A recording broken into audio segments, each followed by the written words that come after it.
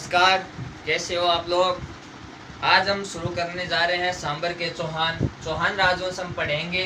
चौहानों की उत्पत्ति के बारे में हम पहले ही पढ़ चुके हैं, राजपूतों की उत्पत्ति हमने देखी है, तो वो हम चीज़ें पहले ही पढ़ चुके हैं। आज हम पढ़ना शुरू कर रहे हैं चौहान राजवंश में सबसे पहले सांबर या फिर अजमेर के चौहान। तो सांबर या अजमेर के चौहानों के बारे में क्या कहा जाता है? कहा जाता है कि इसी सांबर झील के चारों ओर रहते थे, इसी कारण ये चौहान कहलाए। इसी के आसपास के क्षेत्र में रहते थे, इसलिए इन्हें क्या कहा जाता है? चौहान कहा जाता है। इनमें चौहानों का जो प्रारंभिक स्थान है वो हमें अलग अलग ग्रंथों में अलग अलग बताया गया है। पृथ्वीराज विजय के अनुसार, पृथ्वीराज विजय जयानक ने लिखा था। पृथ्वीराज विजय कश्मीरी लेखक थे, ये जयानक भट्ट, इनके द्वारा पृथ्वीराज विजय लिखा गया। इसमें यह बताया गया कि चौहानों की प्रारंभिक जो राजधानी थी सांबर, इसी का हमें दूसरा नाम शाकंभरी भी मिलता है। कहते हैं कि यहाँ शाकंभरी जो माता है उसका मंदिर है, इस कारण इसका दूसरा शाकंभरी, इसे ही सपादलक्ष क्षेत्र भी कहा जाता है।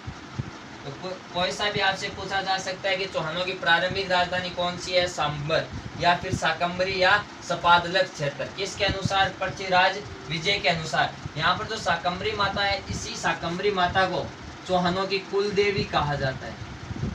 आपसे पूछ ले कि सांबर के जो चौहान है इनकी कुल देवी कौन सी है, तो शाकंभरी माता।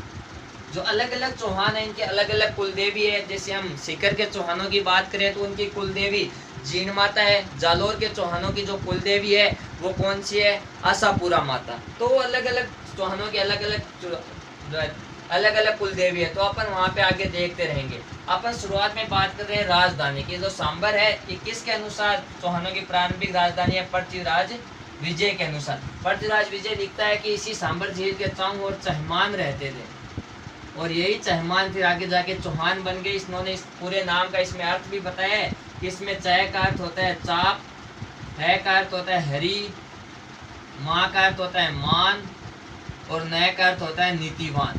कि इन्हीं सभी गुणों से जो प्रतिष्ठित व्यक्ति थे वो चौहान कहलाए। आपको सिर्फ इतना ध्यान में रखना है कि सांबर या अजमेर के जो चौहान, इनकी प्रारंभिक राजधानी कौन सी थी? सांबर। किसके अनुसार? पृथ्वीराज विजय के अनुसार। अलग अलग में जैसे बताया तो पुष्कर को भी इनकी प्रारंभिक राजधानी माना जाता है। ये किसके अनुसार माना जाता है? हमीर महाकाव्य के अनुसार।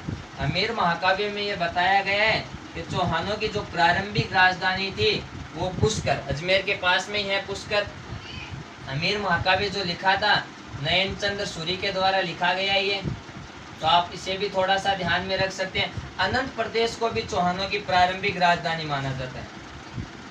अनंत प्रदेश कौन सा क्षेत्र है? अनंत प्रदेश सीकर, इसको भी चौहानों की प्रारंभिक राजधानी माना जाता है हर्ष शिलालेख के अनुसार।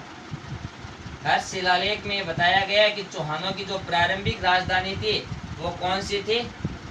अनंत प्रदेश। इसके अलावा देखें तो हरिश्चंद्रपुर को भी चौहानों की प्रारंभिक राजधानी माना जाता है। हरिश्चंद्रपुर कौन सा क्षेत्र है?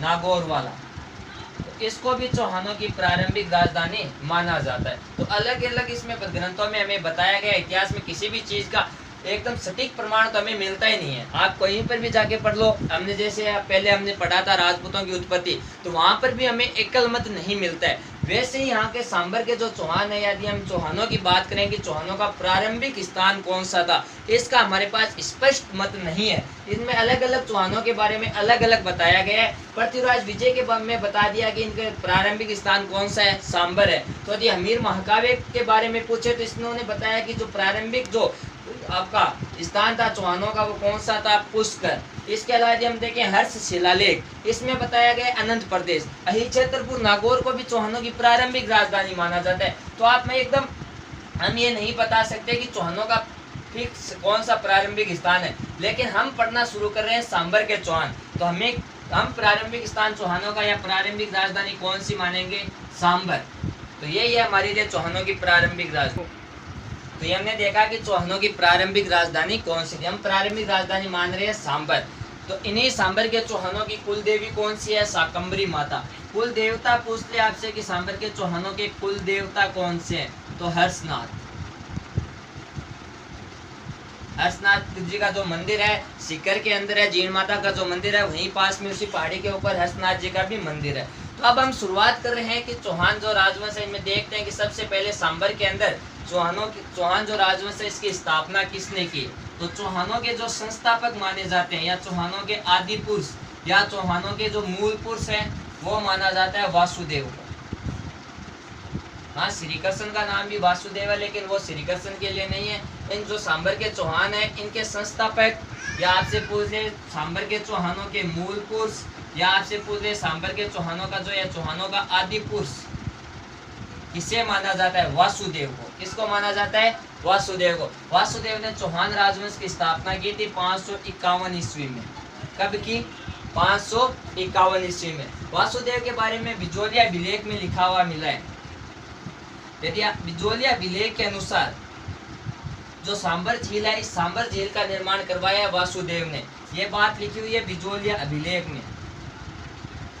लेकिन यदि हम बात करें जियोग्राफी, तो जियोग्राफी के हिसाब से तो सांबर झील का निर्माण प्राकृतिक तौर पे हुआ है, लेकिन वो चीज है जियोग्राफी में। लेकिन यदि आपको ये पूछ ले कि बिजोलिया अभिलेख के अनुसार सांबर झील का निर्माण किसके द्वारा करवाया गया है, तो आप बताओगे वासुदेव के द्वारा। वहां पे आप ये नहीं कह सकते कि भाई जियोग्राफी में कह रहा है कि प्राकृतिक तौर पे ये झील बनी है तो हम वो मानेंगे, नहीं। यदि बिजोलिया अभिलेख से कह दिया कि बिजोलिया अभिलेख के अनुसार सांबर झील का निर्माण करता कौन है, तो बात आएगी किसकी, वासुदेव की। वासुदेव कौन है, चौहानों के क्या है, मूल पुरुष, या चौहानों के क्या है, आदि पुरुष। सांबर के चौहानों के संस्थापक कौन है, वासुदेव। स्थापना कब की इन्होंने, 551 ईस्वी में। चौहान वंश की स्थापना कब हुई है, 551 ईस्वी में। तो ये बात आप ध्यान में रख सकते हो। संस्थापक के बारे में थोड़ा इतना ही आपको ध्यान में रखना है।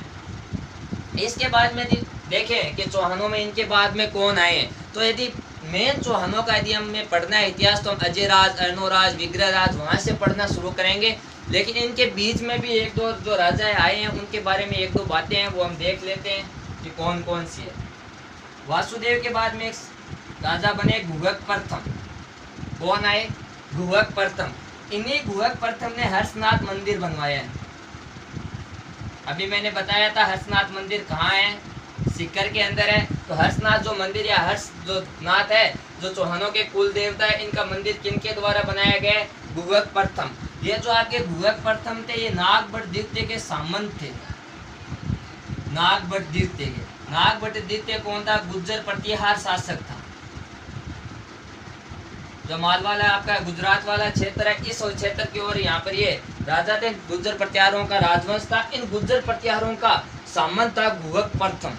तो आपके यहाँ से एक क्वेश्चन बनता है कि चौहान प्रारंभ में किनके सामंत थे। चौहान प्रारंभ में सामंत थे गुर्जर प्रतिहार शासकों के। तो ये आपको थोड़ा सा ध्यान में रखना है गुहक के बारे में। इसके बाद में एक राजा की और बात करें तो चंदनराज। यह भी चौहानों में एक बने राजा।